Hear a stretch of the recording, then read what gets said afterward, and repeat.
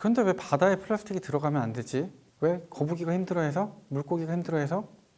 그건 아니거든요. 우리 지구는 사실 대부분의 공간이 바다로 되어 있어요. 이 육지에서 발생하는 모든 것들을 이 바다가 밸런스를 유지를 해주고 있었던 거죠. 열 평형, 에너지 평형을 만들어주고 있었어요. 기후변화의 키는 바다라고 봅니다. 우리의 지구를 다 채우고 있는 바다가 역할을 멈추면 지구도 멈추게 될 거예요.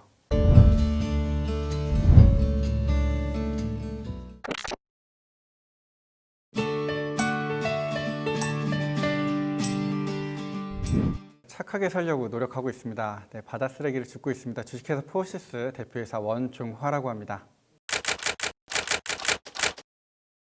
아무도 국내에서 해양 쓰레기에 대해서 이야기하지 않을 때 시작을 했고요. 많이들 이제 물어보시는 게 도대체 이거 왜 하냐, 계기가 있냐라고 많이들 물어보세요. 먼저 저희 아버지께서는 우리나라 해양 플랜트 산업 1세대세요. 제가 6살 때 서울에서 거제도로 이사를 가게 됐는데 저는 항상 바다에서 만들어지는 배나 아니면 해양 플랜트 구조물들을 보고 지내왔어요. 또 시간이 나면 항상 바다에 가서 놀았고요. 아버지 바쁘실 때는 저랑 저희 형이랑 저희 어머니를 바다에다가 휙 던져 놓으시고 해가 질 때쯤 걷어가시고 그러셨어요. 두 번째로는 저희 어머니께서 환경에 관심이 엄청 많으세요. 종아야, 니네 반에 애들 우유 먹잖아. 우유 팩을 집으로 가져와. 학교 왔다 갔다 하는 버스 안에서 우유가 흐르고 막 냄새나고 막 이런 걸 가져갔더니 그리고 한 달쯤 지나니까 제가 집에 갈 때 한 학년 걸, 저희 학년 걸 들고 가더라고요. 맨날 집에서 폐식용유로 비누를 만들고 우유곽을 주워 모으고 어머니의 영양, 아버지의 영양, 그다음에 신념 이런 것들이 겹쳐져서 이쪽으로 결론이 난 것 같습니다. 2012년도에 조선소에 들어가게 돼서 바다에서 자원을 캐는 신나서 일을 했어요. 제가 좋아하는 바다에서 항상 바다를 보고, 그래서 그 일을 좀 더 잘하기 위해서 호주로 갔습니다. 일도 하고 제가 좋아하는 서핑도 원 없이 하고 있었는데 이 사람들이 바다를 대하는 태도가 우리나라 사람들이 바다를 대하는 태도랑 너무 다른 거예요. 우리나라 사람들은 바다에서 뭘 더 빼먹을 수 있을까에 대한 고민을 하고 있고요. 그들은 어떻게 하면 바다를 건드리지 않을 수 있을까에 대한 고민을 합니다. 그들은 바다에서 맥주조차 못 마셔요. 우리나라에서 바다가 좀 노는 바다가 있으면 양식을 하려고 노력을 하시고요. 그들은 어떻게 하면 양식을 하는 공간을 최소화할 수 있을까?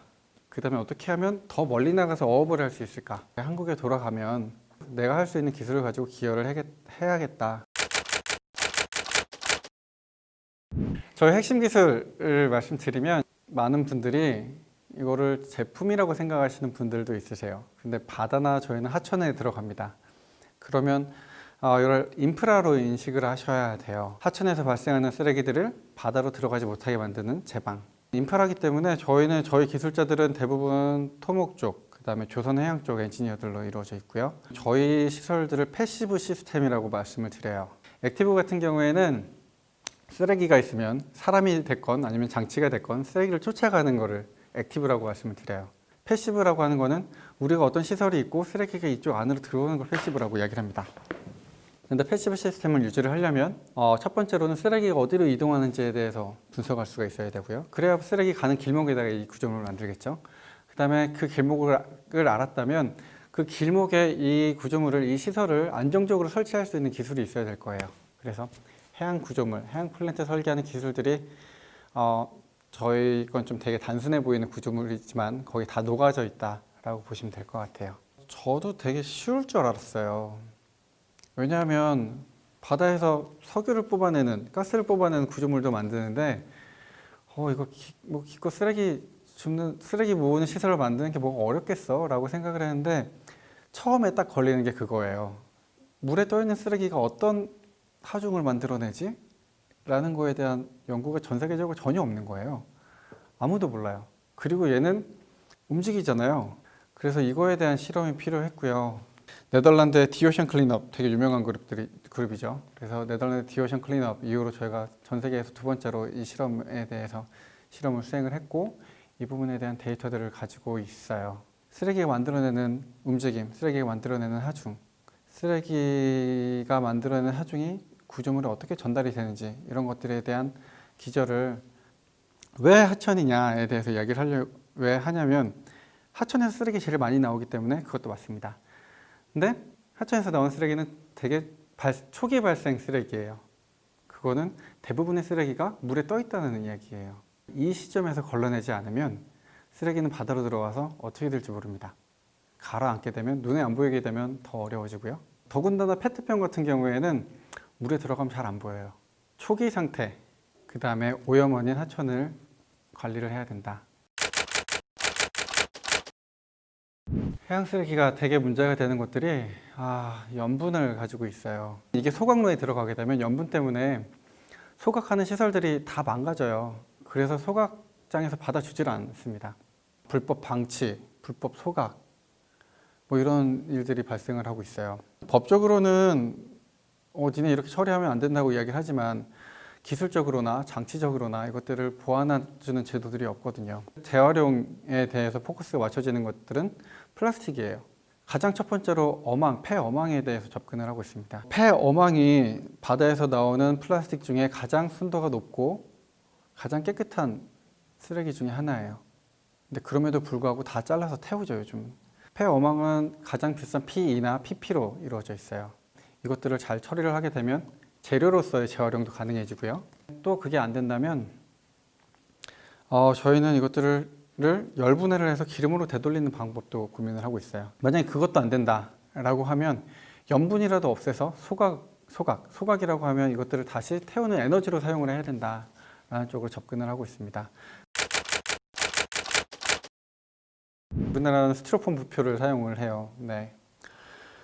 그게 정말 이제 쥐약인 거죠. 바다는 강이랑 완전 달라요. 물리적인 형상이 완전 달라요. 그럼 뭔가 플라스틱이 여기 들어가게 되면 얘를 부수는 기저가 너무 많아요. 근데 그건 사실 자연의 섭리죠. 모든 것들이 최종적인 종착지는 바다이기 때문에 바다에서 우리가 음식을 먹었을 때 소화시키는 역할들을 바다가 하고 있는 거예요. 근데 그거는 원래 바다가 하는 역할인데 바다가 소화시키지 못한 플라스틱들이 들어갔음에도 불구하고 그 일들을 계속 하는 거예요. 근데 거기다가 우리는 부스러지기 쉬운 스티로폼을 갖다 넣는 거죠.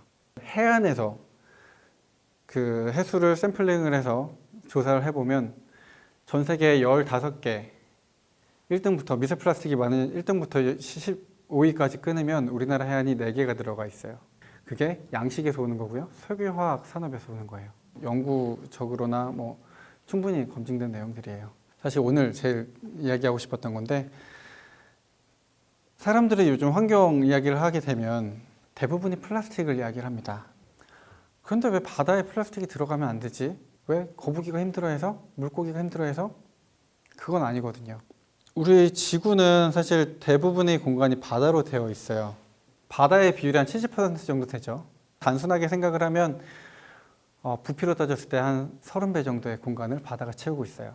이 육지에서 발생하는 모든 것들을 이 바다가 밸런스를 유지를 해주고 있었던 거죠. 열 평형, 에너지 평형을 만들어주고 있었어요. 공기가 뜨거워지면 그 바다는 열을 자기가 품어서 저 바다 밑으로, 더 차가운 바다 밑으로 내려보내는 일들을 했었고요. 그 다음에 CO2나 아니면 온실가스들이 많아지면 이것들을 다시 먹어서 내리는 일들을 합니다. 이제 마지막에 하다 안 되니까 극지방에 있는 얼음들을 녹여가면서 온도를 맞추고 에너지를 맞추고, 그런데 이러한 역할들을 사람들이 도와주진 못할 망정 바다가 이러한 역할들을 하는 것들을 방해하는, 소화시킬 수 없는 플라스틱이 바다로 들어간단 말이에요. 기후변화의 키는 바다라고 봅니다. 우리의 지구를 다 채우고 있는 바다가 역할을 멈추면 지구도 멈추게 될 거예요. 바다를 끝까지 지키지 않으면 이제 우리가 기후변화라고 이야기하는 것들에 대해서 막지 못할 겁니다. 바다에 대한 가치를 좀 더 고민을 해야 될 것 같아요. 재활용이 중요하지 않아요. 재활용은 전혀 중요하지 않아요. 적게 쓰는 게 제일 중요하고요. 사람들의 욕구가 있잖아요. 욕구를 채우지 말라고는 할 수 없을 것 같아요. 사람들이 어떻게 계속 그냥 무미건조하게 살겠어요. 사람들이 할 수 있는 가장 좋은 활동은 다시 쓰고 오래 쓰는 거라고 생각을 합니다. 다시 쓰기는 그 형태를 유지를 하면서 다른 사람한테 다른 만족을 주는, 저는 정말 환경부에서 상을 줘야 되는 회사가 저는 당근마켓이라고 생각을 해요. 저는 다시 쓰는 게 우리가 할 수 있는 가장 중요한 활동이지 않을까.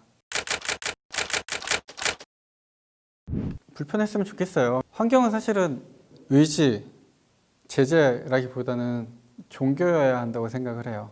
환경 스타트업을 만약에 하신다고 하면 적어도 대표는 환경을 종교같이 생각하는 정도의 의지가 있어야 된다고 생각을 하거든요. 그 정도의 강박을 가지고 불편해질 수 있는 시기였으면 좋겠어요. 모든 사람들이 이거에 대한 강박을 느끼면서. 저는 제발 이제 서울에서 너무 오래 살았으니 대도시를 떠나서 바다로 가 있으면 좋겠습니다. 바닷가에서 제가 지금 하고 싶은 일들을 해 나가면서 그 다음에 좀 더 편한 바다에서 즐길 수 있었으면 좋겠어요.